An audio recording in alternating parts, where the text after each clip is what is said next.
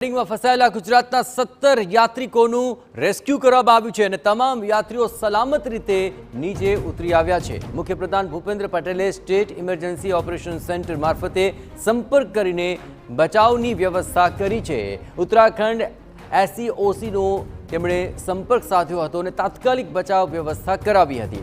રાહત કમિશનર આલોક પાંડે ઉત્તરાખંડ સરકાર સાથે સંપર્ક સાધ્યો હતો અને આ સમગ્ર મામલે વધુ વિગતે વાત કરવા માટે જોડાઈ રહ્યા છે ટીવી 9 સંવાદદાતા કિંજલ। કેદારનાથમાં જે પરિસ્થિતિ છે તેમાંથી સુરક્ષિત રીતે લોકોને કાઢવા માટે કઈ પ્રકારની તજવીજ હાથ ધરાઈ હતી?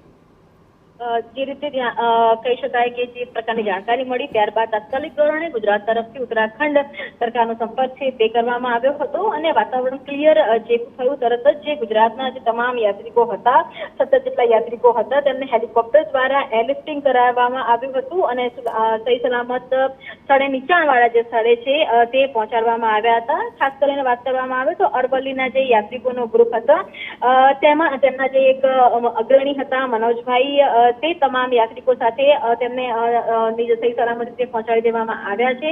તેની સાથે જો વાત કરવામાં આવે તો જે નંબર હતો તે પણ જાહેર કરવામાં આવ્યો હતો કે ગુજરાતના કોઈ પણ જે યાત્રિકો છે કે જે અત્યારે ઉત્તરાખંડમાં ફસાયેલા છે તેમની માટે તાત્કાલિક ધોરણે તેમને રેસ્ક્યુ કરી શકાય તે માટે નંબર છે તે પણ જાહેર કરવામાં આવ્યો છે અને અત્યારે 17 જેટલા જે યાત્રિકો છે તેમનો રેસ્ક્યુ કરીને સલામત સ્થળે ઉતારી દેવામાં આવ્યા છે।